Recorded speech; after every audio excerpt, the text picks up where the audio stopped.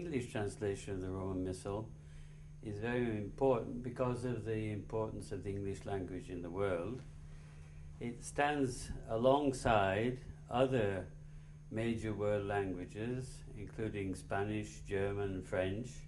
So for the congregation, it's part of a broad spectrum of action.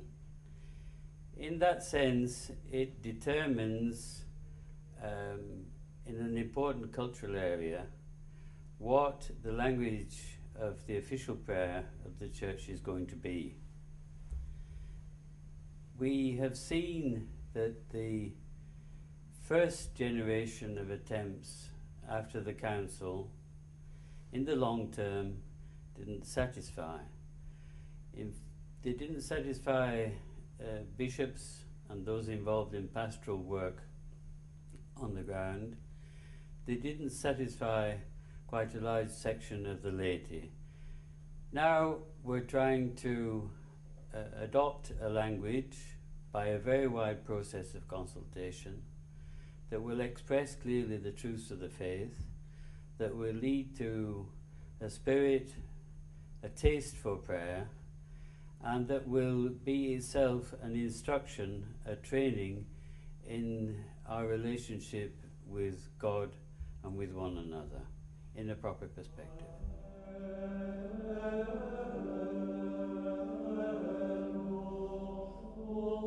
Council, which inspired this whole process of liturgical renewal, has a number of voices. It speaks through the Pope and the bishops, through the magisterium, through important church documents, through the council documents themselves.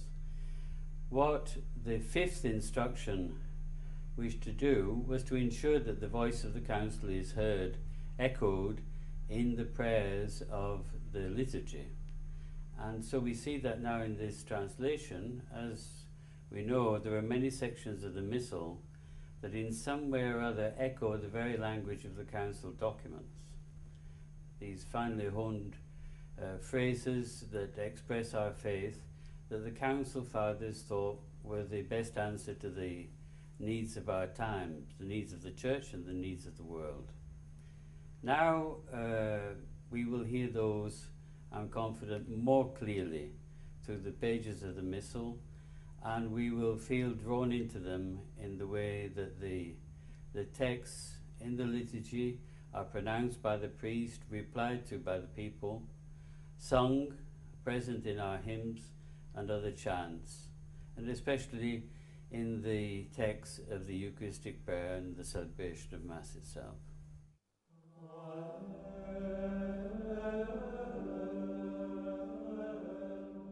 There are, as it were, two strands going back in time from the present day celebration of the liturgy, as I see it. There is one which has a line of contact with the text of the Bible itself, which is the first prayer book of the Church. The language in the liturgy, in the prayers of the liturgy, when we examine them closely, is really the language of the Bible. It's the language of the Psalms, which Jesus himself prayed. It's the language of the expression of the faith that came from ancient Israel. It's the language, too, of the New Testament, the preaching of the apostles, their realization of the significance of the life and death of Jesus. And that permeates into the writings of the first fathers, who again, for their generation, in a privileged way, reformulated the faith, preached it with energy, and formulated the first liturgical text.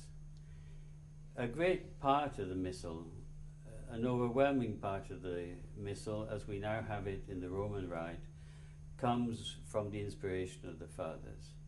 The texts have been modified down the centuries, but basically the idiom, the language, that's the basic language that we find there, comes from the Fathers of the Church. So what we're doing is going back to the texts of the Bible in a particular privileged way. We're going back to the prayers fashioned for the first Christians, And we're saying we want to be in the same dimension as them, standing before God. So in other words, we're talking about the tradition of the church, a tradition that applies to our day, that we can then talk about in language that goes beyond the liturgical prayers, in the homily, in catechesis outside Mass. But basically, our relationship with the church is expressed through our prayer language to God. And that's what I see in the text.